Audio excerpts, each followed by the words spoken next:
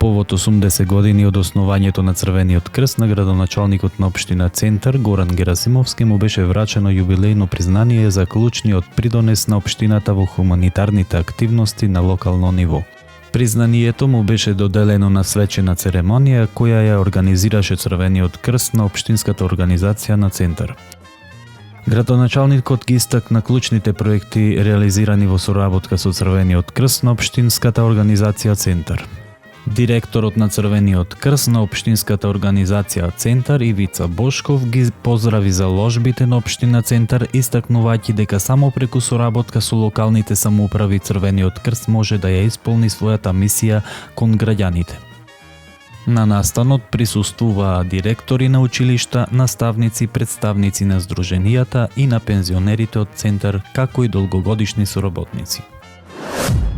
Во пресрет на Меѓународниот ден на жената, 8 март, во просторите на општина Газибава се одржа крводарителска акција.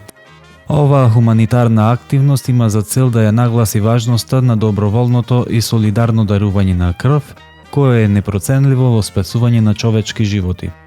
Дарувањето на крв е чин што се темели на принципите на солидарноста, а самата крв представува лек за кој не постои замена.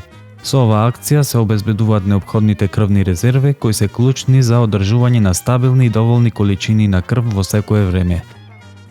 При оваа акција своето учество го дадоа вработените од Институтот за трансфузиологија и волонтерите од Црвениот крст, кои со своето присуство и поддршка помагнаа во успешна реализација на настанот.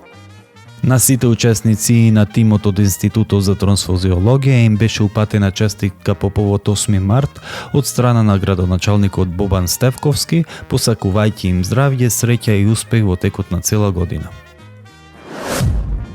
Градоначалникот на општина Илинден Александар Георгиевски во пресрет на денот на жената 8 март им го честиташе празникот на припадничките од понежниот пол во општината, јавните предпријатија, но и од општинската администрација.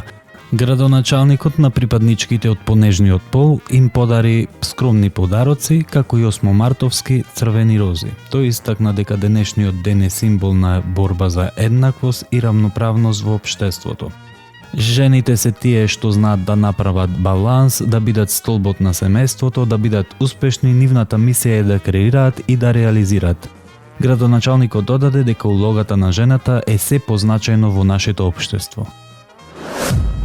Градоначалникот на општина Сопиште, Стефче Трпковски, на својот Facebook профил објави дека пожарот кој вчера околу 14 часот се прошири од Дрисла кон атарот на село Ракотинци и се движеше до местноста Црвена прст, синоќа е изгаснат.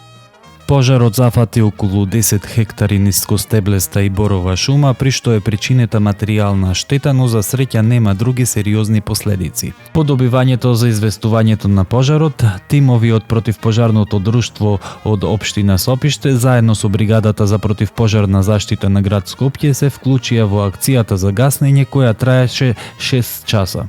Благодарение на нивната брза и координирана реакција, пожарот беше успешно локализиран и спречено е неговото понатамошно ширење. Причините за пожарот засега се непознати, надлежните институции работат на нивно утврдување. Денеска околу 1 часот и 20 минути по полноќ во СВР Скопје било пријавено дека на локалниот пат Скопје средноводно патничко возило БМВ со албански национални ознаки управувано од 22 годишен државјанин од Турција со привремен престој во Скопје излетало надвор од коловозот. Во несреќата со тешки телесни повреди се здобиле возачот и сопатничката, а со телесни повреди се здобиле уште 2 сопатнички, сите од Република Турција, констатирани во градска општа болница Свети Наум Охридски и комплексот клиники Мајка Терезда, соопшти од полицијата. Таму е Скопје, град мој љубав ближе, што ми разум тесни. Вечно ќе ја